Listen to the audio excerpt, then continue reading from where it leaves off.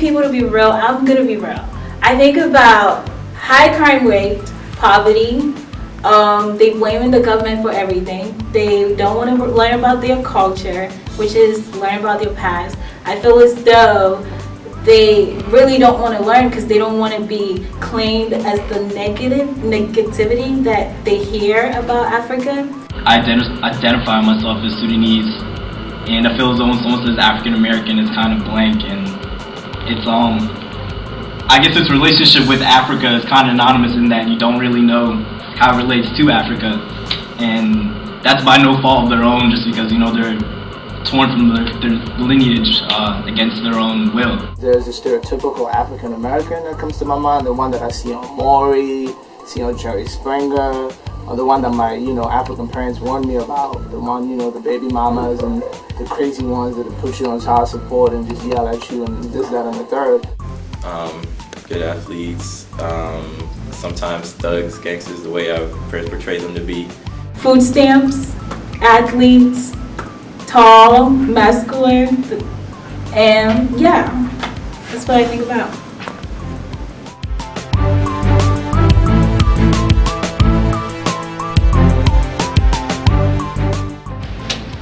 To be honest, I think usually when I think of African girls, I usually think they have like banging bodies and really big butts, which isn't always true. But still, when you first come to mind and tell me like an African chick, I really think that she has a big butt. I think of African women, I think of like the purest form of woman, like Mother Earth, like the first woman here on the planet. Like that's what I think of, and I don't know, maybe that's why when I see African women with like a lot of makeup or long extensions, stuff like that. I don't know, like on the inside it bothers me a little bit because I think that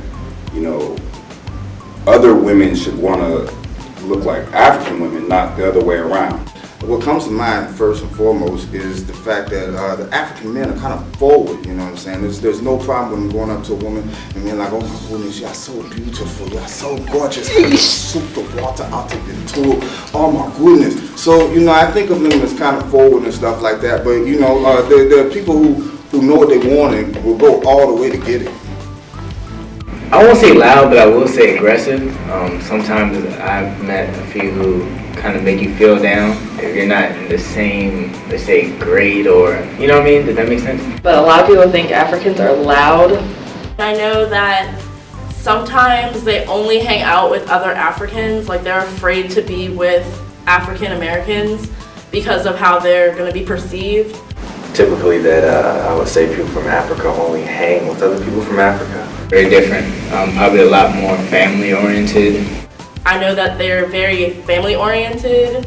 I know another stereotype would be like, oh, they're really good athletes and oh, we can't hang out with them because they think they're too good for us or they don't understand our culture.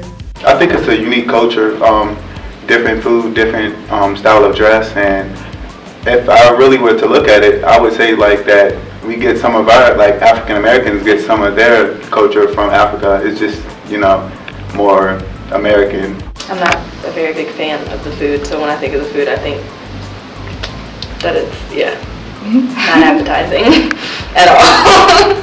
Sorry.